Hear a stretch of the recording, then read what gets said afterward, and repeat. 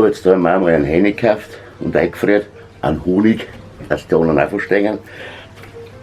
Der drin wirklich so super ist. Oh, das soll ich schon weitermachen.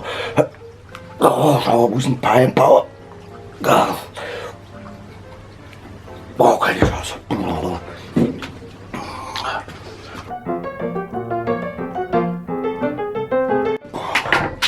Puh.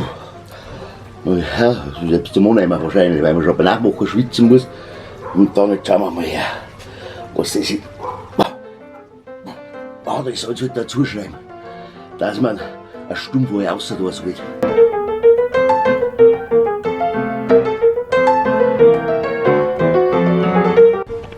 Ah, gleich kommt gleich kommt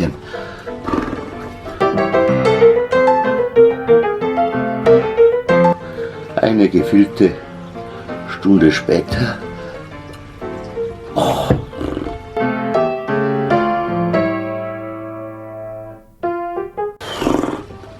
Die nachfolgenden Sendungen verschieben sich um 20 Minuten.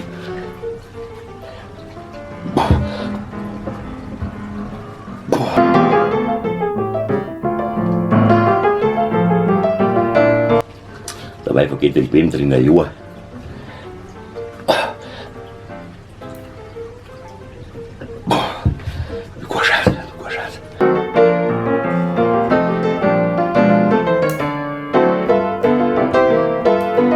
Die haben den Arsch offen. Jetzt kommt raus. Ja, schaut her. Jetzt bin ich gespannt, wie das schmeckt.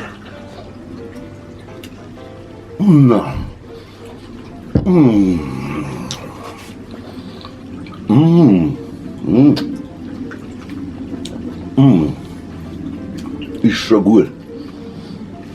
Aber da kochen wir dabei einen Schweinsbraten, bis der fertig ist.